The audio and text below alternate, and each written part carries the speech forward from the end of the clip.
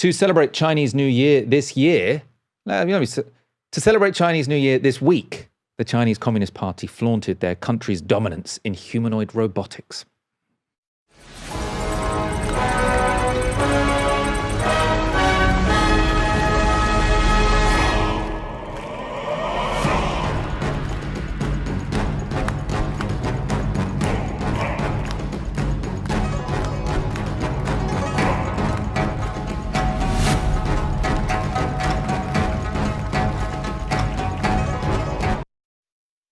So very impressive. It's sort of like a 4-minute dance. They dance with the kids. It's very impressive. It's a good show. Humanoid robots are, of course, one area where China has an undisputed lead over the United States. They also do in green energy. When it comes to things like AI, it's more disputed. Analyst Kyle Chan, who we've had on this show before, told The Guardian this. Unlike AI models or industrial equipment, humanoid robots are highly visible examples of China's technological leadership that general audiences can see on their phones or televisions. While China and the US are neck and neck on AI, humanoid robots are an area where China can claim to be ahead of the US, particularly in terms of scaling up production. Very interesting. Other analysts have pointed out that, potentially the fact that you can do a pre-programmed display in a very controlled environment on a stage doesn't necessarily prove that these are already sort of capable of being useful when you're in a factory or when you're in a home. You can't be pre-programmed. You want to be sort of acting and reacting to things as they happen. You might not have always a completely flat floor like a stage. So it's not there yet. But I mean, it's much further ahead than anyone else. And compared to sort of the images we saw of sort of robotics about 5 years ago, it's incredible. I mean, that's cope. If you don't think this stuff is coming, and certainly I think for jobs in the next 20 years, I think that's probably a conservative estimate, that's cope. For people watching or listening, type into YouTube, Atlas Robot 2008, and then look at that. Even something like a battery, lithium batteries were so inferior back then that it actually had to be plugged into the mains. So the idea of a standalone autonomous robot, just having the power supply to do this stuff, wasn't doable less than 20 years ago. It's a huge sort of marquee technology for China, 100%. I also think that, Michael, in this conversation, we're talking about China versus the United States. Where's Europe? This is a really key question, I think, for the rest of my life, your life, certainly for the next 50 years, hope we live that long, is that Europe is just nowhere in terms of these technologies. I wrote Fully Automated Luxury Communism in 2018. It was published then. And I talked about synthetic biology, I talk about renewable energy, I talk about autonomous machines. It's all happening, but I got one key thing wrong. I understated my case. It's happening far more quickly than I realized. Whether that's EVs being produced by China, the fact that BYD, China's leading EV car manufacturer, their sales in the UK in the last 12 months went up by 880%. People love these vehicles because they're cheap, right?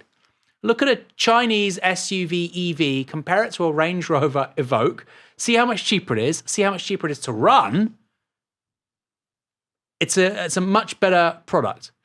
Now, 10 to 15 years ago, the idea of an EV being a mass consumer product in the UK was outlandish. My view, and maybe, famous last words, general purpose robotics, which resemble humanoids, will be the same. I think it's going to be a relatively commonplace feature of our societies in about 15 years. They won't be everywhere, just like EVs aren't everywhere. And that takes a really long time in terms of diffusion and adoption. But you'll see them. They'll be around. And that point about, yes, very impressive, but it's all choreographed and it's all programmed. It's not responding to real-time stimuli. That's true, and that's a lot of computation to do that.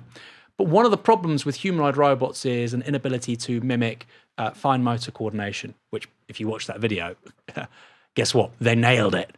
So this is clearly a moment where we should be taking stock about what this means for our economic model. What should it mean for jobs? A great line I saw recently: any job created in the 20th century is going to disappear in the 21st, partly a function of machine learning and LLMs and AI. I think when I see videos like that, I would go a lot further back. One of the things I like about, looking into AI and the development of it, and then also these humanoid robots, it changes your perspective of what's like remarkable about humans. So it's always in old debates about sort of did we evolve or were we created by God? The argument for intelligent design was always that the eye is so complex it couldn't possibly have sort of come about by accident. It must be a God that created it. But we kind of sorted vision really quickly. The thing we still can't sort is the hand, right? So it's the hand seems to be the part of the human body which is hardest to replicate. We can do intelligence, we can do vision, we can do voice recognition, but we're still really struggling to pick stuff up. The brain as well. I mean, again, the brain's good, yeah. It's not a like for like. It's not a like for like kind of comparison, but this idea that having an AI that can approximate the human brain in terms of its synapses, that's again maybe 10, 15 years away. Does that mean you can replicate consciousness? No. Does it mean it's sentient? You might be able to. Who knows? You might be able to, but that's not the claim. I'm not confident either way. But something that's capable of the same levels of computation. I mean, that's happening. And then people say, well, not everything's information. Kind of is.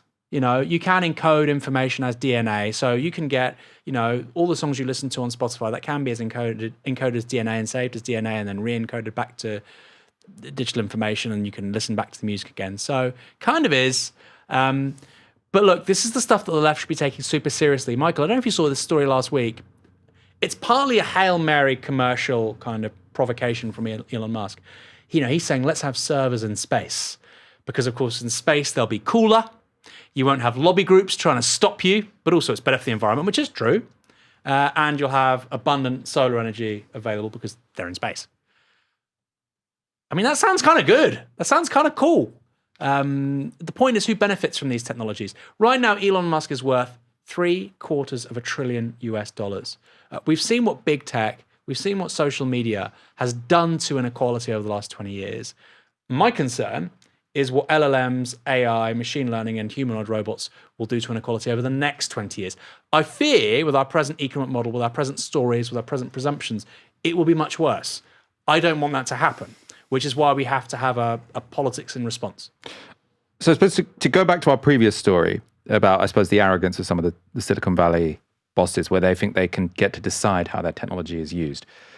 Is there not a similar argument that can be made when you say that the question is who benefits, right? Because it might be that there are certain technologies where once you create them, the idea that we can control how they're used sort of suggests a certain arrogance as well. And I suppose in terms of Europe being... Give me an example. In terms of Europe being behind, right? So... Well, these are two separate things, Michael. Come on, one at a time. No, but because they're connected, right? Because go on. In terms of Europe being behind, you're sort of saying we need to catch up with China on X, Y, Z. Now, I think on high-speed rail, yes, unambiguously brilliant. Yeah. FT article this week, sort of just the extent to which the Chinese built out high-speed rail just dwarfs anything in Europe.